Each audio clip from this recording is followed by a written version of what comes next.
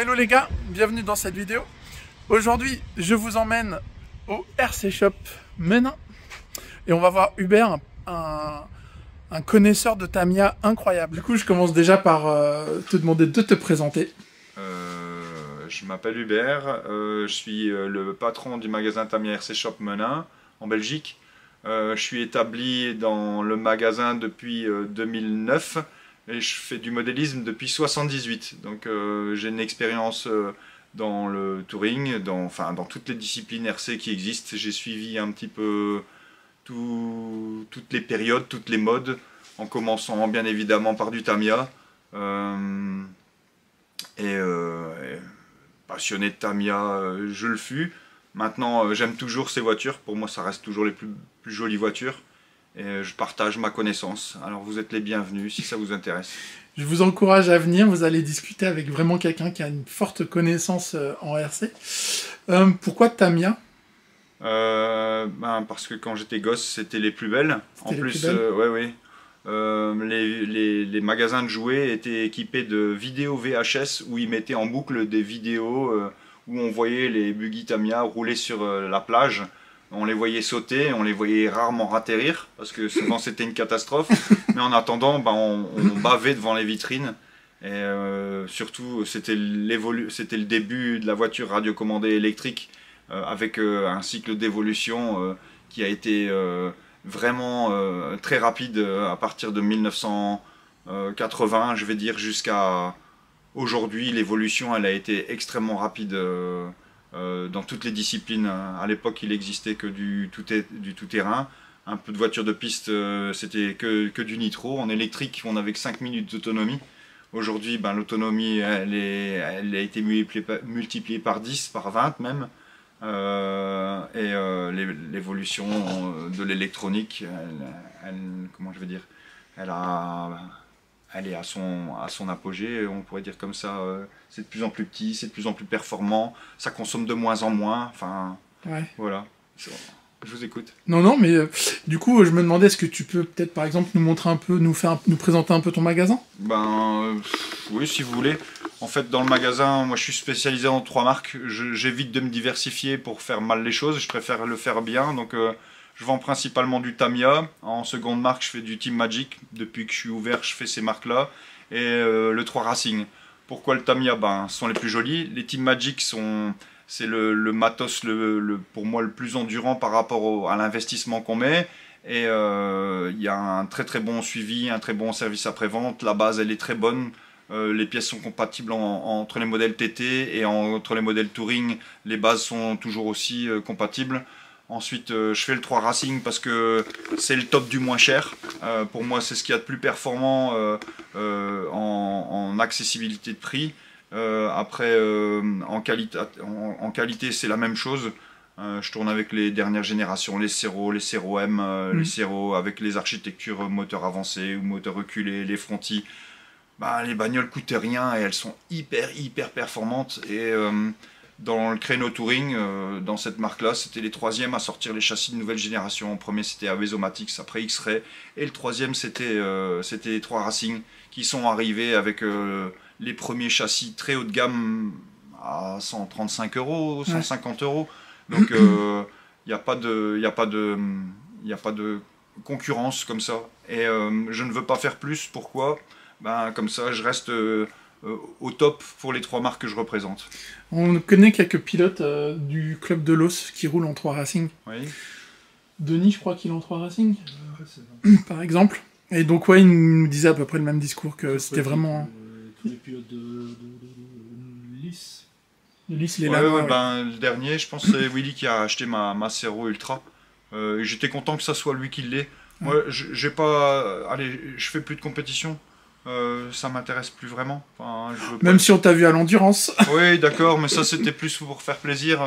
Puis je voulais faire partie de leur team pour un peu leur donner une chance de faire quelque chose, on va dire comme ça. Mais j'en ai tiré une super expérience. J'ai passé un super week-end avec les garçons. C'est un peu toujours le climat de stress par rapport à l'ambiance et la sphère. Parfois c'est un peu lourd et j'ai un peu passé le cap de ça. Aujourd'hui, je suis prêt à encore donner toutes mes compétences ou tout mon savoir. mais le stress de la sphère m'intéresse plus vraiment. J'aime bien le stress de la course, Ouais. mais le stress par rapport aux inégalités, ça m'intéresse plus vraiment en fait. Ouais. Je veux rester, on va dire, libre.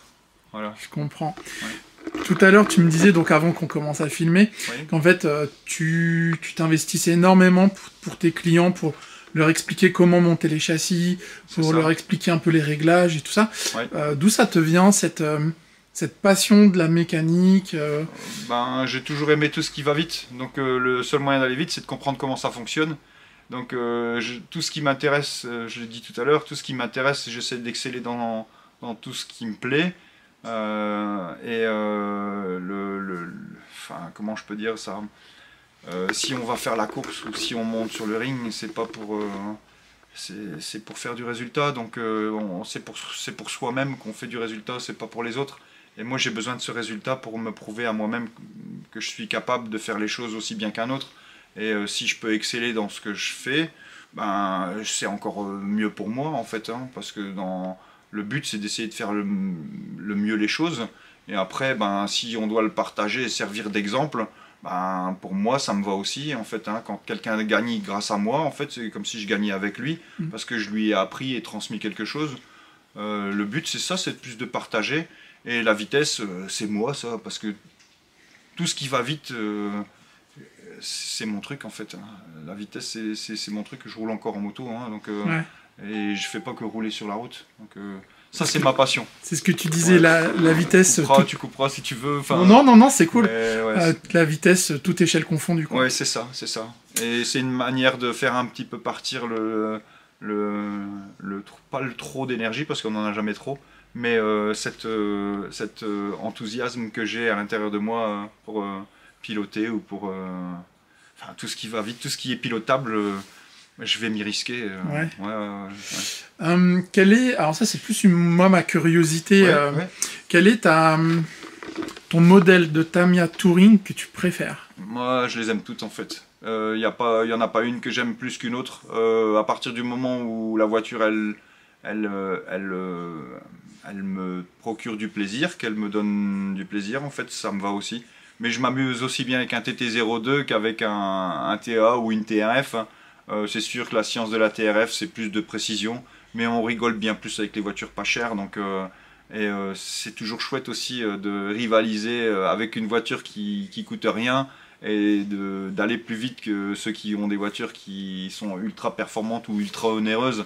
Donc j'aime bien le jeu, le challenge David contre Goliath. Ouais, je comprends. Ça c'est mon truc, hein, aussi, ouais. Faire du bon avec du light. J'aime bien, mais j'ai commencé, j'avais ce mindset-là aussi. Moi, j'avais une question aussi. Ouais. C'est quoi la différence entre Alors, je suis vraiment néophyte en Tamiya. C'est quoi la différence entre le châssis TT01 et TT02? Ben, le TT01, il est sorti en 1999. La voiture, elle est ancienne. Elle était prévue pour des types de batteries style Ani MH. Donc, quand on voulait mettre des lithium modernes en forme rectangulaire, hein, ou carrée, ça passait pas, il fallait usiner le châssis. Mais le TT01 vient de la base d'une TB01, donc un des premiers châssis à cardan à transmission centrale sur un seul axe de chez Tamiya. Et la voiture, elle a été évoluée et elle a toujours la même transmission aujourd'hui dans le TT02. Donc depuis le TB jusqu'à maintenant, les couples coniques ont le même format. D'accord. C'est les mêmes voitures. Et en fait, la TT01, elle était encore faite pour les moteurs à charbon. Et la TT02, elle a été envisagée pour mettre des moteurs un peu surfaits en brushless. Donc elle est déjà plus moderne. La 02, c'est un des châssis au monde qui a le meilleur guide de, direction, de transmission. Ce qui veut dire, c'est que quand on prend un TT02 qui est vraiment bien préparé, c'est lui qui aura la meilleure roue libre de toutes les voitures qui existent. T'en aurais un sur le coude pour qu'on regarde ou... Ouais, mais bon... Là, si t'es pas obligé, hein, c'est juste pour... bien sûr. C'est juste pour... C'en est une, en fait, celle-ci, elle a une centaine d'heures, c'est la voiture de ma fille. Elle a servi pas de mulet, mais elle a servi pour laisser essayer les garçons à la voiture d'endurance. C'est la même configuration que la TT02 de l'endurance. Et c'est parce que le moteur il est dedans. Mais sinon, si j'enlève le moteur, si j'enlève le moteur, qu'il n'y a plus rien qui le contraint, je lui mets je la pousse à peine, la voiture elle va avoir une roue libre énorme. D'accord. Donc hop. Là c'est le fameux TT02. La version d'endurance elle était configurée de la même manière. Donc les ressorts d'origine sur amortisseur CVA, il y a des portes fusées à pincement, la version d'endurance elle avait un peu moins de pincement, il n'y a pas le cardan renforcé parce qu'on s'en fout, ça sert à rien. Par contre il y a les renvois pour avoir un meilleur guide de transmission et un peu alléger aussi les masses en rotation, il y a la pignonnerie haute vitesse, il y a le pignon de 30 ou 31 avec la couronne 64, donc c'est que du Tamiya.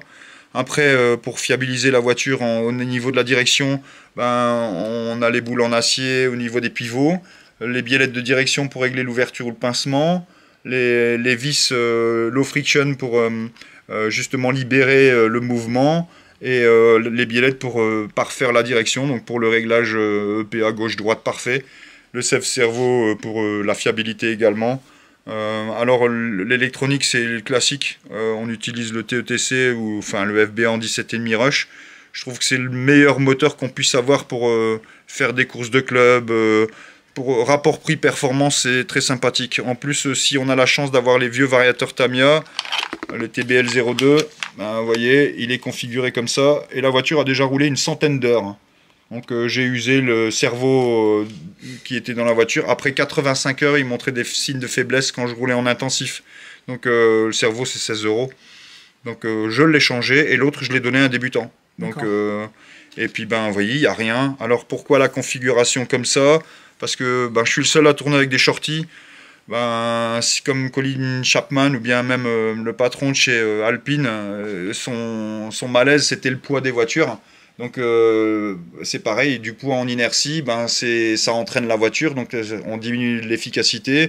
Et puis alors il faut relancer à chaque sortie de courbe plus de poids, donc plus de consommation. Donc si on met une plus grosse batterie, d'office la voiture elle sera plus lourde, elle va avoir plus d'inertie, donc elle va être plus dure à sortir du virage, elle va accélérer moins fort, elle va consommer plus. Donc vous pouvez mettre les batteries que vous voulez, c'est pas le but en fait, hein. Le but c'est justement de lui donner le plus de facilité à la voiture pour sortir de ses courbes ou pour avoir moins de contraintes sur les pneus, moins d'usure.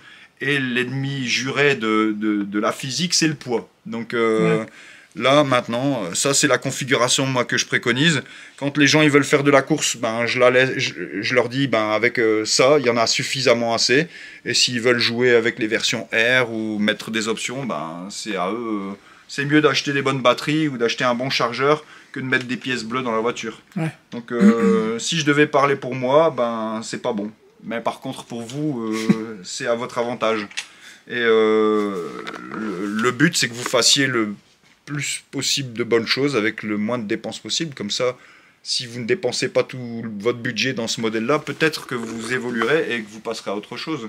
Ouais. Donc, et contemporainement parlant, tu me demandais juste avant quelle était la voiture Tamiya qui m'avait le plus, qui me plaisait le plus. Je suis resté très très longtemps amoureux du TA04 parce que c'était la première Tamiya base à avoir été championne du monde avec le TRF 414. Je l'ai fait à toutes les sauces. J'en ai fait plein de châssis proto. Je les ai, mais je peux pas vous montrer maintenant. Ça va prendre trop de temps. Mais à l'occasion, si Jess on a tout le temps. On a tout le temps, si jamais, on a tout le temps. C'est toi qui vois. Après, mais c'est du déballage. Mais okay. Ça sera peut-être pour une prochaine. Avec plaisir. Et que j'expliquerai qu'est-ce qui m'a donné autant d'amour pour le touring. Et donc c'était le TA04. Et j'ai fait toutes les Tamiya Cup donc, avec un TA04. J'ai gagné même les championnats de Belgique c'était pas en GT, en touring. Les autres, ils étaient avec des TA05, TA06, et j'aimais pas le TA05, j'aimais pas l'architecture, ça me plaisait pas. Maintenant, un peu mieux parce que j'ai compris, mais après ils ont fait le TA06, j'aimais pas. J'ai toujours roulé avec après, quand le châssis il était passé, et j'ai voulu tester après chaque voiture. Jusqu'au jour où ils ont sorti le TA08, et alors là, comme Tamiya, c'est des spécialistes pour sortir des voitures pour des petits moteurs, là j'ai été bluffé, hein. J'ai mis au point la voiture. J'ai travaillé, j'ai roulé et travaillé dessus une vingtaine d'heures à peu près.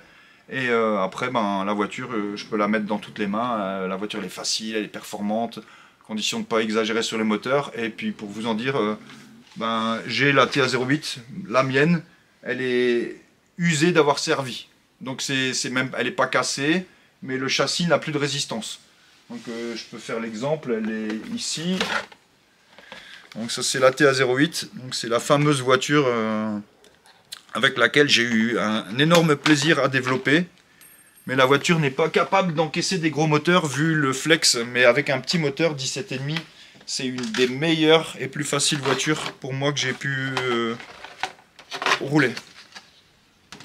Donc il n'y a pas de platine supérieure. Bon, la voiture elle date déjà il y a quelques années. Il n'y a pas de platine. Alors je vais vous montrer qu'est-ce qui est fatigué sur la mienne. Regardez la flexibilité. Donc je vous montre. Oh, ah oui, d'accord. Vous voyez, Ouais. mais la voiture elle a une centaine d'heures. Oh la vache, ouais, d'accord, ok. Donc le châssis il a fait son travail. Et un châssis coûte une cinquantaine d'euros. Mon châssis est là, il attend. Voilà, et je vais vous montrer la différence. Donc là, vous venez, je refais la démonstration. Vous voyez le flex. Et je force pas, hein. Ouais. J'exagère pas, hein. Vous voyez. Donc la voiture, elle est curvée comme une banane. Mais donc on roule un petit peu plus haut, mais une fois qu'on met la batterie, la voiture est un petit peu plus rigide. Mais Ouais. le châssis est fatigué. Et je vais vous montrer donc avec un nouveau châssis. Même là, j'ai plus de difficultés à le plier. Ouais, d'accord. Vous voyez, donc là il est temps de lui refaire une peau neuve en lui mettant un nouveau châssis. Il est là, mais bon. Mais elle roule encore, hein. Ça fonctionne encore comme ça. Et quand les gens viennent chez moi, je leur fais essayer une TA08. Et en général, l'essayer. C'est l'adopter? Ouais, c'est ça, c'est ça. Donc Ok. ça, c'est les étapes. En général, quelqu'un qui va démarrer en RC, il va jouer plus au départ avec ça. Une fois qu'il comprend, parce que là, il n'y a pas beaucoup de réglages. Ouais. Il y a, là, sur cette version, il y a juste le réglage de l'ouverture et du pincement de la direction. Pour le reste, il n'y a rien. Après, c'est des réglages mécaniques. C'est un calage comme dans les amortisseurs. Ça, une prochaine fois, j'expliquerai.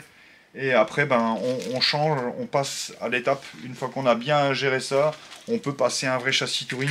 Parce qu'au niveau du montage, c'est aussi complètement différent. Là, c'est quand même beaucoup plus compliqué. Ouais. Et là, vous êtes obligé de mettre la voiture au banc pour avoir les débattements gauche-droite. Pareil, vous êtes obligé d'avoir le même carrossage gauche-droite. Enfin, même l'amortissement, ça doit se régler. C'est plus précis. Il n'y a pas du calage mécanique. Là, ça, c'est un réglage fin avec des vis de réglage. Ça, c'est pour les touring. Maintenant, il y a encore une gamme supérieure, mais bon, déjà si vous arrivez à exploiter ça complètement, c'est déjà super, quoi. Et Ouais. je mets au défi les gens, ceux qui n'en ont jamais fait, qui jouent avec ça ou avec ça, ben, ils auront plus de difficultés à mettre au point un châssis moderne et plus performant qu'un châssis de base. Et alors pour les châssis de base, après ben, c'est beaucoup plus facile et aussi beaucoup moins onéreux en cas de casse. Donc un peu une étape à la fois. Le mieux c'est de ne pas les brûler. Voilà. Ok. Et j'avais encore 2-3 questions. Oui. Est-ce que tu fais aussi du tout-terrain en Tamiya? Oui, la différence c'est que chez Tamiya, la gamme tout-terrain elle reste quand même fort loisir. Ok. C'est des véhicules ou au look vintage, avec des designs anciens, ou c'est des véhicules plutôt loisirs, style un petit buggy, je vais vous montrer, j'en sortir un. Voilà, le fameux Fighter. Donc c'est le buggy idéal pour démarrer. Bon là elle est un petit peu équipée, elle est un peu améliorée. Mais pour moins de 200 €, on a un buggy complet. Il y a 2 modèles différents qu'on peut construire, décorer, peindre. Et on peut le faire évoluer également. On peut lui mettre de l'éclairage, on peut lui mettre des amortisseurs, des tirants réglables. Mais pour démarrer, c'est l'idéal. Pour un jeune, allez, pour un adolescent, c'est ce qu'il y a de mieux pour commencer, pour apprendre la mécanique un peu. Donc je vais montrer. Comme le plan, le châssis, c'est relativement facile. DT03. DT03, c'est idéal comme première voiture. Et si vous n'exagérez pas, ben vous perdrez rien. Alors pour vous expliquer pourquoi Tamiya aussi, les plans sont super bien détaillés. Sont des étapes A, B, C et D. Les vis sont en taille réelle sur la marge. Alors il y a des détrompeurs partout. On vous met le sens, l'avant ou l'arrière, le grand côté, le petit côté. Même les mousses sont de taille réelle. Donc quand vous voulez faire votre découpe, vous mettez par-dessus, vous le tracez et vous le découpez au cutter. Donc il n'y a pas vraiment de difficulté. Et ça, du début jusqu'à la fin, comme je vous ai dit, les pièces sont en taille réelle, même les mesures, même les jeux de biellettes, on voit un côté intérieur et le côté extérieur, puis on voit la taille. Il y a juste qu'à les monter, les poser par-dessus et hop, c'est parti. Pareil, le sens des triangles, comme je vous ai dit juste avant, il y a des petits détrompeurs à ce niveau-là, et c'est toujours bien stipulé. Vous voyez, sur les triangles aussi, il y a des détrompeurs. Donc vous ne pouvez pas vraiment... Partout, c'est indiqué aussi bien dans la marge que sur le plan même. Pour revenir avant, la seule difficulté qu'on puisse avoir sur un kit de base, c'est quand on est néophyte, qu'on n'a jamais fait aucun branchement, c'est le montage à blanc de la radio. Parce que beaucoup ne comprennent pas qu'il y a des couleurs à respecter pour les codes de fil électrique. Avec le noir ou un fil foncé, ça sera toujours un fil négatif, et que le rouge restera toujours le positif. Et après, il y a le fil signal. Mais si on inverse les branchements... ça fait titic. Ben, le problème, c'est que c'est irréversible. Si on inverse et qu'on allume, ben, on brûle le récepteur. Il continue à fonctionner, mais le signal, il n'existe plus. Donc il est encore alimenté, mais on ne sait plus avoir le contrôle. Et le récepteur, même si c'est une radio de base, c'est entre 20 et 30 balles. Donc c'est un peu dommage de faire la bêtise de ne pas faire trop d'attention au branchement. Donc pourquoi? Voilà le Tamiya, parce que je vais encore montrer d'autres choses. Quand je disais ce sont les plus jolis, suffit de faire le tour du magasin. On regarde les illustrés sur les boîtes. Ouais. Donc on voit les carrosseries, tous les modèles qu'ils font. À chaque fois c'est le modèle de la boîte qui est représenté sur la boîte. Ben, quand on regarde le réalisme, il n'y a pas une marque qui fait aussi beau dans tous les domaines que chez eux. Si on prend même les carrosseries, la Subaru, même la BM, c'est une vieille, hein, elle est sortie de la poubelle mais elle fait encore son job. Les Ferrari, HSV10 Honda, les Nissan GTR, ça ce sont toutes des vieilles carrosseries, mais le design il est toujours très très beau. Là, ils font un Mercedes G, c'est du scaler, donc rien à voir, donc c'est aussi une discipline que Tamiya fait. C'est des crawlers du coup ça. C'est un scaler. Donc un scaler, ça veut dire que c'est un vrai 4x4, hein, mais qui fait du franchissement. Le crawler en fait c'est plutôt la version de châssis articulé. Ouais, parce que moi j'appelle du crawler, mais oui. Ouais. Je mets les deux disciplines dans la même. Ouais, mais on peut le dire comme ça. Oui, le scaler parce que c'est ressemblant à un vrai, et le crawler c'est plutôt un châssis articulé. Donc ça c'est du Tamiya. C'est pareil, hein, on regarde le châssis, c'est super bien fait. On va voir dans la lumière.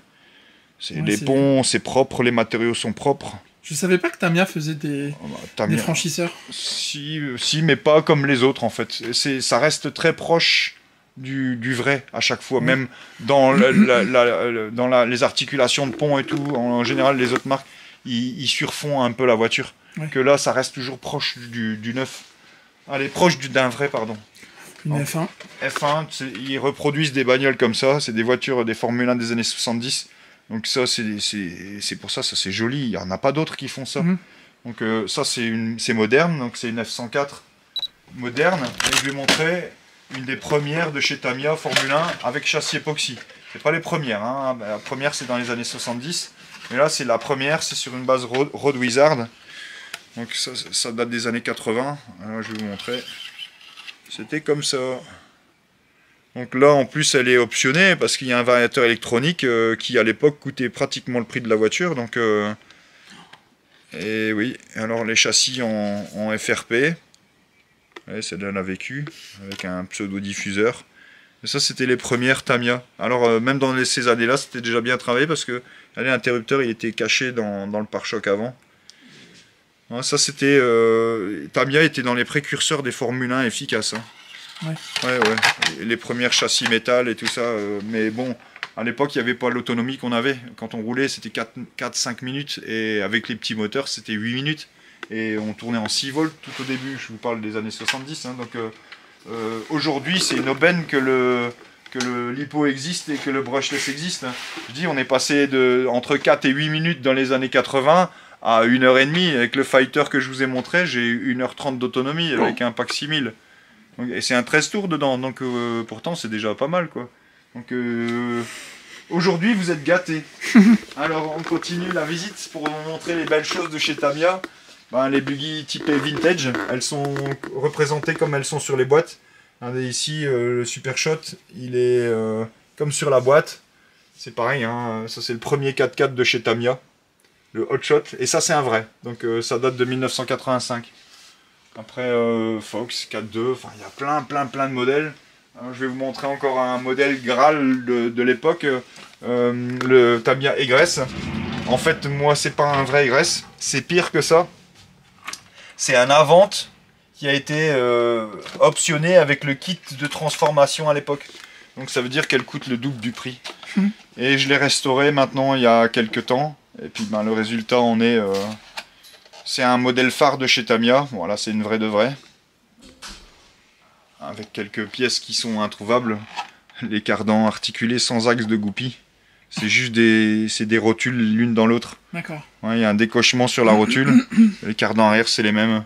C'est des trucs qu'on ne trouve plus. Hein. Alors, moteur d'époque, tout le monde sait...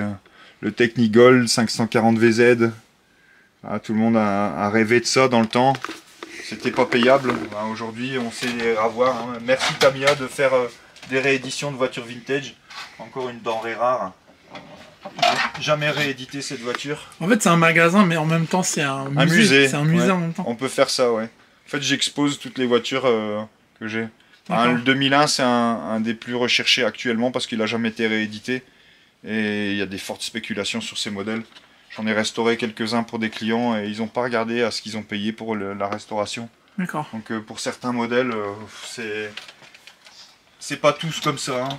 Après, ben, ils font, encore pour revenir à Tamiya, pourquoi ben, la diversité des modèles. On part de châssis Pancar 1/10, des Formule 1, des petites propulsions, petites tractions, des véhicules un peu humoristiques avec des bonhommes caricaturés, ouais, comme Lunchbox ou la Honda City. Il y a quelques modèles qui sont là, comme personnellement en fait j'ai gardé ça, parce que ma première voiture radiocommandée quand j'étais gosse c'était une Lamborghini Countach 1/10 et que j'ai eu que 8 jours et qu'elle a disparu parce que mon frère me l'avait piqué et ça m'a marqué et c'est ce qui a fait qu'aujourd'hui j'en ai fait mon métier. Privé de trop de choses. Parce qu'on était à une époque où c'était très difficile d'acheter de la RC parce que ça coûtait un mois de travail pour en avoir une. Donc allez, pour vous donner le rapport, une voiture ça coûtait 3000 francs, 3000 francs français, c'est l'équivalent de 450 € pour avoir un équipement honorable et complet. Et ben il fallait travailler, que nos parents ils travaillent un mois à l'usine pour avoir ces 3000 francs. Donc c'était destiné aux gosses de riches un peu, ouais. Ou aux gens qui avaient décidé de faire des beaux cadeaux à leurs gosses. Et chez nous on était 4, donc on n'a pas eu forcément ça et on était plutôt bien habillés, on va dire comme ça. C'était l'époque où on vous achetait des vêtements pour les fêtes, quoi. D'accord. Donc c'était plus des choses comme ça. Et j'en ai fait ça parce que ben, la frustration fait que quand on est adulte, on décide de faire les choses qu'on aime. Puis j'ai fait le choix de faire quelque chose pour donner un sens à ma vie sur les choses que j'aime, quoi. Et on fait le choix entre faire quelque chose qu'on aime ou être quantitatif ou qualitatif. J'ai choisi la qualité au détriment de la quantité. Et la quantité, en fait, quand on meurt, on les prend pas avec. Donc la vie, c'est maintenant. Donc on va continuer un peu la visite, comme je disais, des modèles spécifiques. La Porsche, c'est ultra rare, c'est des modèles qui ne sont plus reproduits, plus avec ces décos-là. Entre deux, vintage et un peu de Kyosho, bah, c'est légitime, mais ça marche pas comme le Tamiya, parce que ben, c'est un petit peu trop onéreux pour ce qu'ils ont fait. Allez, après on continue. On parlait de gamme Tamiya, toujours représenté, hein, comme sur les boîtes, il y a beaucoup de différents modèles. Il y a des modèles là ici qui sont très rares, donc elles peuvent rester là. Si je les vends, c'est bien. Si je les vends pas, ben c'est pas très grave, ça peut rester là. Mais le choix de Tamiya, c'est que chaque boîte qu'on prend, les voitures, elles sont canon. Elles sont très jolies, du vintage. Donc c'est un Big Wig, c'était le modèle haut de gamme. C'est sorti en 86. Et Tamiya, ils l'ont réédité. Et puis on a la chance d'avoir des bagnoles comme ça, quoi. Et ça, c'est la digne évolution de la première que je vous ai montré tout à l'heure, le Hot Shot. Ouais. Ben ça c'est l'évolution ultime de cette série Hot Shot. Donc à l'époque ils ont fait le Hot Shot, ils ont fait le Hot Shot 2, le Super Shot en version haut de gamme. Après ils ont fait le Boomerang, le Sabre, et en finale ils ont sorti le Big Wig. Et après ils sont sortis dans une gamme différente où on a commencé juste derrière ça avec la vente. Donc l'évolution de ça à la vente, elle était lunaire, on va dire comme ça. Et la série bon marché, c'était ensuite une série typée Thundershot. Donc la Thundershot, je ne l'ai plus, mais c'est dans cette gamme-là. Et qui a fini par le Terra Scorcher, qui était l'évolution ultime de ça. Donc c'était une version qui était livrée avec toutes les options à l'époque. Il est beau celui-là. Ouais. Ça, j'ai roulé au RC Park avec. Celui-là, il est vraiment très très beau. Ouais, et puis ça roule super. Ouais. Ouais, ça roule très très bien. C'est très agréable. Celui-là, il a un look. Stylé. Ouais. On va le faire tourner. Il est hyper stylé. Alors, c'est pour la sphère aussi, encore chez moi, les gens, comme j'ai expliqué tout à l'heure en privé avant la vidéo, c'est qu'on roule, on fait pas de la course pour dire d'être le plus rapide. Celui qui aura du résultat, en fait, c'est celui qui aura mieux peint son bonhomme, ou qui aura fait de l'humour, ou qui aura mis une queue de rat à son petit buggy. Ouais. Donc, c'est plutôt dans cette optique-là, c'est de s'amuser. Parce que, comme j'expliquais tout à l'heure, même quand on vient rouler chez moi, on roule vraiment. On passe du temps à rouler. C'est pas une compétition où on est en stress toute la journée, où on doit se lever à 5 h du matin pour aller rouler 30 minutes dans la journée. Et au final, casser sa voiture et être stressé et écœuré de sa journée. Donc, chez moi, en fait, la manière qu'on fait, c'est on s'amuse. On évite de se prendre au jeu de la compétition parce que c'est le meilleur moyen de détruire l'amusement ou le loisir. C'est de se prendre au jeu de la compétition. Donc si je peux recommander à tous les gens qui font du modélisme de prendre ça en priorité comme un loisir. Si vous êtes vraiment doué, vous pouvez faire de la compétition, vous serez assez fort mentalement pour pas vous stresser pour rien ou vous rendre malade. Mais sinon, passez votre chemin. Gardez ça comme loisir, c'est beaucoup plus sain. À partir du moment où vous jouez le jeu de la compétition, il y a toujours un avantage à celui qui payera le plus. Donc je vous le déconseille totalement. Gardez ça en loisir. Si vous voulez vous faire la compétition, faites la course avec vos potes, avec une bonne ambiance, une bonne sphère, et essayez de respecter votre matériel. C'est tout ce que je peux donner comme conseil pour dire de garder ça sainement, quoi. Je sais pas dire autrement. Hein. Non, mais chacun son point de vue. Moi, je suis pas forcément d'accord avec tout ce que tu dis. Maintenant, ouais, il y a des trucs qui font très très sens. Ouais. Pour faire du résultat, il faut pas hésiter à lâcher un gros billet pour avoir le meilleur moteur, la meilleure lipo, la meilleure radio. Moi, je l'ai constaté, j'ai commencé avec ma première radio, c'était une FlySky GT3C, machin. Il y avait tellement de latence que j'étais obligé de tourner mon volant genre 3 mètres avant le virage. Ouais. Je passais sur une Sanwa, je peux plus changer, quoi. Ouais, mais on passe toujours du côté de la force, on va dire comme ça, pour en rire. Mais de toute façon, quand on passe d'une radio comme la FlySky, c'est une radio qui a été fabriquée à toutes les sauces, ça soit aussi bien à Psyma que chez Ergel ou chez HRC, ou il y a plein de marques qui ont pris leur radio type FlySky. Oui, le problème de base, c'est les potentiomètres de qualité très médiocre, mais bon, on en a pour son argent. Oui. Et par contre, passer de FlySky à 100 watts, ce qui fait mal, c'est le prix des récepteurs. Un récepteur FlySky, on trouve ça entre 15 et 20 balles, ou entre 15 et 30 euros, pardon, pas selon les modèles et les marques, mais ils sont compatibles entre eux. Et par contre, chez 100 watts, c'est 100 balles. Ça a diminué, mais faut compter au minimum 50 euros. Ouais, mais c'est quand même encore 50 euros. Oui, oui, donc celui qui a 20 bagnoles, ça fait cher les 20 voitures. Hein, donc, je suis d'accord. Moi, j'ai commencé aussi avec une 100 watts. À l'époque, c'était ce qu'il y avait qualitativement parlant, c'est ce qu'il y avait de mieux. Parce que les fûts à bas, elles étaient disgracieuses, elles étaient décalées, elles étaient rectangulaires, l'antenne était sur le côté. C'était Rob fût à bas qui faisait les radios. Enfin, c'était sous l'emblème Rob, mais c'était fût à bas. Et le design n'était pas top. Et j'ai commencé avec une 100 watts FM et c'était très très qualitatif, mais par contre c'est pareil, ils avaient leur propre système de branchement, ils avaient inversé le fil signal et le positif, donc c'était compatible avec rien d'autre, donc il fallait toujours enlever le fil du milieu et le mettre à la place du fil signal pour si on utilisait un servo 100 watts, donc ça c'était chiant. Et sur la fin, quand je suis passé du côté de Futaba, donc j'ai eu plein de radios loisirs Futaba. À chaque fois que j'allais rouler en course, ils me disaient mais comment tu fais pour rouler avec tes radios Bonux? J'ai des radios blanches, des Attack SR, et je faisais la compétition avec ça parce que je voulais pas mettre de budget pour une radio. Et les radios à l'époque elles coûtaient une fortune, jusque j'ai acheté ma première radio Futaba. Et c'était une 3VC. Et mais ça coûtait la blinde, hein. C'était saignant, hein, quand on a acheté une radio comme ça, mais bah, je l'ai encore. Et on pourrait tuer quelqu'un, c'est comme un Nokia en fait. C'est indestructible. Ouais. Ouais, 13310. ouais, c'est ça. Mais je suis resté chez Futaba pour parce que les gens ils vont chez Sanwa, mais moi je préfère le menu Futaba. Pour moi, il est plus instinctif. Chez le Sanwa, j'ai un peu de mal à. Et on fait le pas. Ou on fait le pas pour Sanwa, ou on fait le pas pour c'est Futaba. comme en photographie, Canon et Nikon, ou probablement.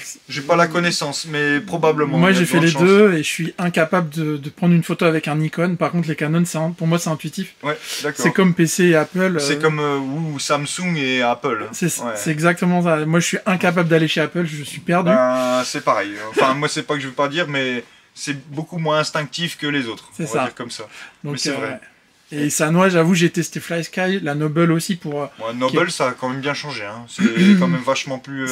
C'est quand même plus qualitatif et tout ça. Ouais. Moi, je préfère Sanwa quand même. Au feeling de la direction, à tout. D'accord. Je préfère Sanwa. Je peux comprendre. J'ai essayé tous, je les ai tous essayés, même les KO. Mais moi, j'ai quand même une préférence sur la facilité et ça reste le Futaba. Je comprends. Et je vais pas dire, hein, j'ai les deux. J'ai une 4PX, bah, je suis pas la 10, j'ai pas besoin de plus, hein, je fais plus de compète. Et j'ai une 12 plus là, elles sont là, ce sont mes radios. Et un radio Futaba qui est là, c'est pas celle-là ma première, ça c'est la première qui était moderne avec un boîtier Spectrum. Mais j'avais encore mes vieilles radios mais transformées en Spectrum. Et pareil Spectrum pas enchanté quoi, c'était les seuls récepteurs 2 Go 4 qui avaient des interférences. D'accord. Ouais, okay. Ouais. C'est Spectrum. Hein. Et les potards qui vieillissent très très mal. Ouais, Spectrum, je connais en loisir. Ouais. Je suis pas très enchanté, j'aime pas Spectrum. Bah, moi personnellement, je trouve que je vais être grossier, donc je vais pas le dire. Je mettrai un bip. Ouais, si tu veux. Un mot de 5 lettres. Ouais, c'est ça, celui-là. C'est pas top. Mais j'en ai, hein, mais quand on a beaucoup de voitures, bah, à un moment, ils faisaient des récepteurs qui étaient plus qu'abordables.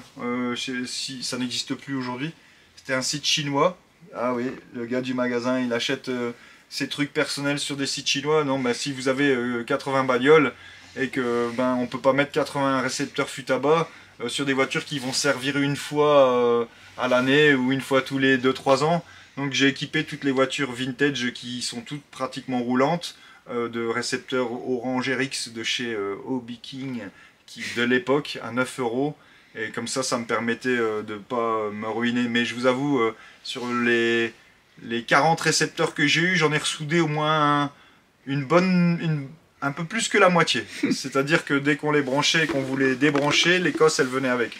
Donc j'ai ressoudé tous les récepteurs. Et ben, il y en a que j'ai même jamais débranché, donc peut-être que j'aurai encore la surprise. Allez, à l'occasion, on verra bien. Mais on en a toujours pour son argent, quoi. Oui. Voilà. Ok. Bah écoute, merci beaucoup. De rien. Alors, comme je parlais tout à l'heure des bonhommes ou des choses comme ça, vous voyez, il y a toujours une panoplie chez moi avec des bonhommes. Parce qu'ils savent qu'on fait des concours de l'élégance du bonhomme. Et je vais vous en montrer un après peint, que j'ai peint pour les M-châssis. Parce que même quand on roule en touring, quand on a les vitres qui sont pas teintées ou pas peintes, ben c'est gentil et sympa de voir la tête du petit bonhomme qui est là. Mais vous allez comprendre pourquoi dès que je vais vous montrer son visage. Ouais. Il y en a, vous voyez, comme ils sont peints. On les voit à l'intérieur. Oui. C'est du vintage, hein, c'est de la vraie voiture d'époque. Alors je fais une digression parce qu'on passe juste à côté. Donc, tu disais que tu vends aussi du Team Magic. Oui, voilà, ça c'est la gamme TM en fait. Ouais. Toute la gamme elle y est. Enfin, le modèle version Unlimited, l'édition limitée, donc qui avec toutes les pièces en CNC renforcées. Bah, là, elle est équipée en version plus pour loisir, mais la voiture est capable d'aller faire de la compétition. Elle est déjà bien équipée. Après, c'est une version luxe que moi je fais. Donc, c'est un roll cage qui arrive sans motorisation. Et c'est moi qui ai fait le choix de mettre un moteur avec un KV raisonnable, avec une électronique de qualité. Et donc, il faut juste mettre son récepteur. Et hop, on est parti. C'est la version luxe avec des bons pneus en plus. Par rapport à la version RTR. Ouais, en version RTR, elle est surfaite en fait. Hein, trop de KV, trop de puissance. C'est pour détruire les accus, pour Oui, ça s'envole, mais je vois pas l'intérêt en fait. C'est le problème de beaucoup de machines RTR, j'ai l'impression. Oui, ben en fait, il faut que vous consommiez vos voitures, il faut que vous les cassiez pour que on vous vende des pièces. Oui. Et il y a quelques marques qui se font la guéguerre à celui qui sort le truc le plus gros, le plus puissant, le plus rapide, mais c'est pas fonctionnel, on le voit sur le terrain de TT en fait. C'est impressionnant, mais ça dure pas longtemps. Cerveau 60 kg, il pète, les accus ça coûte une fortune, on s'est acheté une bagnole complète pour le prix des accus. Donc je peux les citer, mais en fait, quand ils ont fait le développement de ces marques-là, je parlerai pas de Traxxas parce que j'ai pas suivi le développement, mais c'est une marque assez commerciale, mais ils font des belles choses, mais c'est surfait. Et ils sont en concurrence avec une marque que moi j'ai développée à l'époque où c'était encore les artisans qui la faisaient. Donc en 2010-2011, j'ai découvert Arma, Ouais, je connais Arma. à Nuremberg. Et j'ai un ami qui travaillait pour des grossistes en RC et je lui ai fait découvrir la marque et en fait ils n'ont pas suivi et l'année d'après il y a Revell qui a appris cette marque Arma et il n'y connaissait rien en modélisme et mon représentant d'époque de chez Revell, Michel, s'il entend ou s'il voit, bonjour Michel, eh ben il y connaissait rien, c'est moi qui l'initiais. Et sur une année, j'ai fait exploser les ventes de chez Arma sans avoir de site internet. Donc j'ai vendu du Arma et du Durango à l'échelle de pratiquement 250 voitures sur la période que je l'ai fait sans site internet. Donc je vendais des voitures pratiquement tous les jours, Arma et Durango confondus. Et jusqu'au jour où Revell a décidé de lâcher le rayon RC à l'ancien importateur de chez Traxxas chez nous en Belgique et je voulais pas travailler avec cette personne parce que il avait fait fermer à l'époque presque 20 magasins sous la période où il distribue du Traxxas, donc il se reconnaîtra aussi, mais lui je le salue pas. Et parce que j'ai plein de collègues qui ont perdu leur magasin à cause de mentalité pareille, de commerce. Et en fait, il a perdu après la carte Traxxas et il a aussi fini par perdre la marque Arma. Et aujourd'hui, ça a été repris par Losi. Et Losi, ils n'avaient pas une gamme de loisirs ou de produits de consommation, donc ils ont gardé le Arma, mais ils ont détruit une des meilleures marques TT pour moi qu'il y a eu au monde. C'est Team Durango. C'est regrettable pour vous qu'il n'y ait plus cette marque-là sur le circuit, surtout en TT, parce que déjà, quand Hupo Anguille roulait avec ça, il a été champion d'Europe pendant plusieurs années avec les 4.2, 4.4.